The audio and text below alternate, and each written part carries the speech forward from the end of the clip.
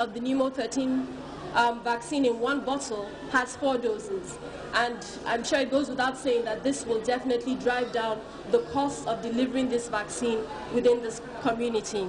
If the trial of the pneumo 13 multi-dose is effective as expected, it can immensely help in the prevention of pneumonia, meningitis and ear infection in the country at an affordable cost. Rohi Bite, GRTS News. We'll take our first break. Stay tuned.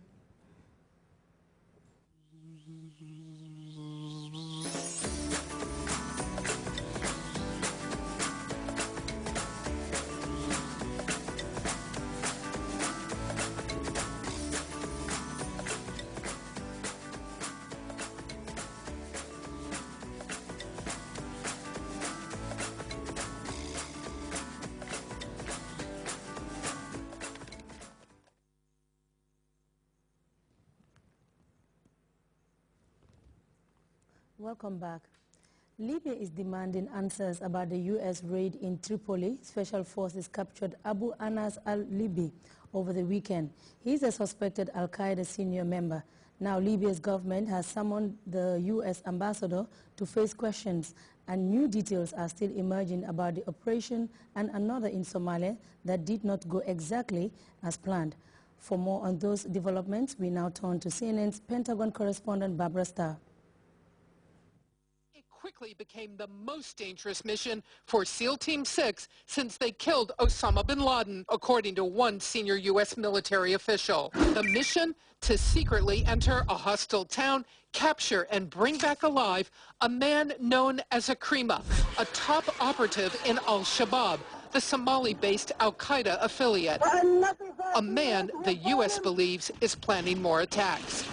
But after the SEALs make their way to their target, a heavily defended seaside villa, they are spotted. A massive firefight breaks out as more and more militants gather. The SEALs cannot capture the target. They abort the mission. A top Pentagon official insists the SEALs were not run off by al-Shabaab fighters. Military personnel who were on this objective during the raid literally went to the doorstep of this al-Shabaab terrorist and discovered that there were civilians in the surrounding area. A military source says the SEALs also report they saw children at the compound, another factor in ending the raid. And he says there are other U.S. forces nearby to respond if the fight had grown worse. We are also getting a clearer picture of the mission in Libya. In Tripoli, Army Delta Force commandos in 4 vehicles surround Abu Anas al-Libi, a senior al-Qaeda operative, while he is still in his car. His son shows us the vehicle. Shattered glass from smashed-in windows, the only evidence of a very different capture mission that was successful and over in moments.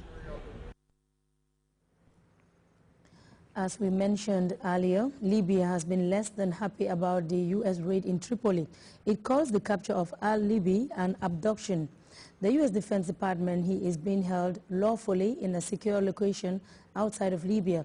CNN's Jim Sheridan tells us what could come next for al-Libi. In minutes, but his legal case will likely stretch out for months, even years. It all began here early Saturday morning. In broad daylight in downtown Tripoli, al-Libi is snatched by members of the elite U.S. Delta Force. Al-Libi's wife, who spoke exclusively with CNN's Jomana Karadsha, said it happened as he returned from morning prayers. I rushed to the window after hearing a sound. I saw a Mercedes-type minivan outside the house with a number of masked men and unmasked men around it. They were carrying pistols with silencers. But she said not a single shot was fired. Everything happened rapidly. They grabbed him and shoved him in the car. I saw them doing this and saying, "Get in," but wasn't sure that was my husband. The cars then sped off like a rocket. Al-Libi is now on a U.S. Navy ship in the Mediterranean, and he may stay there for days, even weeks, before he's expected to be taken to New York, where he faces indictment for his alleged role in the 1998 embassy bombing in Kenya. What now? U.S. intelligence officers are likely interrogating al-Libi before he steps onto U.S. soil and into the American legal system with all of its constitutional protections, including the right to a lawyer. there is flexibility for the government here. I think the real question is just where the line is and at what point we switch from military detention to civilian criminal prosecution. Though likely years away, a civilian criminal trial would mark one of the first prosecutions of a senior al-Qaeda leader in a U.S. federal court, a path President Obama vowed to pursue when he took office. Still, some lawmakers argue suspected terrorists belong in military courts, the strategy adopted by President Bush. I wish he was being tried in Guantanamo rather than the Southern District of New York. We now shift attention to the weekend boat disaster off the coast of Italy. 231 bodies have now been recovered from the water of Lampedusa after a migrant boat caught fire and sank on Thursday. Now the tragedy has refocused global attention on the danger, a journey many asylum seekers take to reach the small Mediterranean island. CNN senior international correspondent Matthew Chance reports.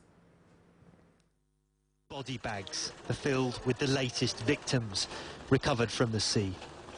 This is Italy's worst migrant shipwreck, but for the island of Lampedusa, it's just another painful reminder of the burden of being at Europe's frontier. It's a problem. I've been speaking about migrants who die at sea for years.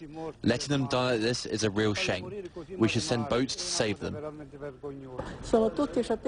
It's obvious that the Italian state and Europe have to do something, not so much here, but at their origin countries.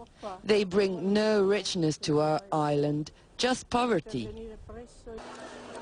This is where the new arrivals are housed, an overcrowded detention camp in the centre of Lampedusa. Migrants from all over Africa and the Middle East end up here after making the perilous sea crossing. Migrants like Ali Ibrahim al-Najjar from Syria, who we spoke to through the perimeter fence. He told me he arrived in a fishing boat crammed with migrants, 140 in a vessel meant for 25. When they reached Lampedusa, he said, they were taking on water.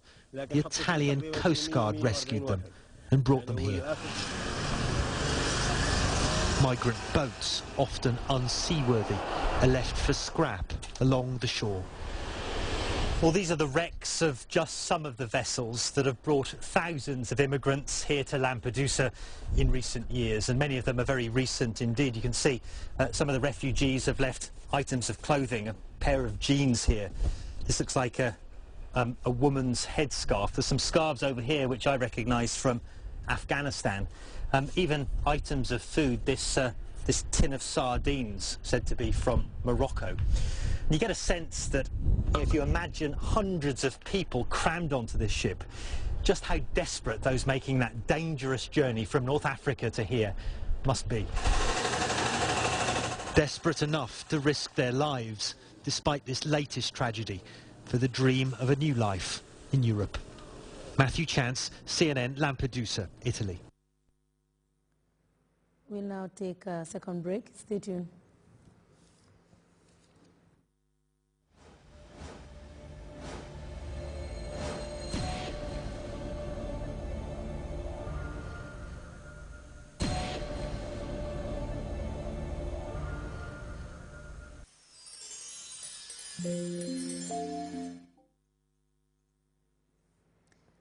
And before we go, a reminder of our headlines.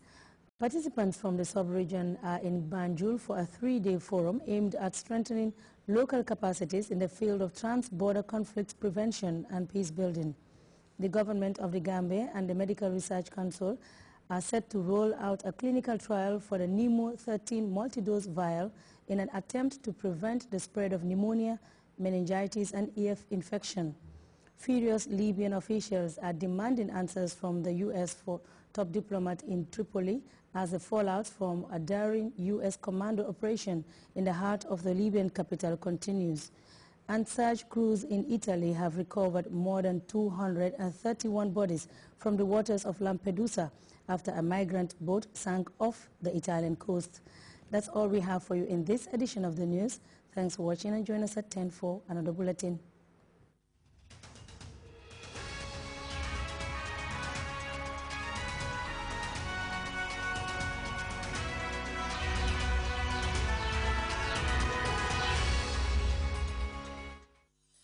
Thank you.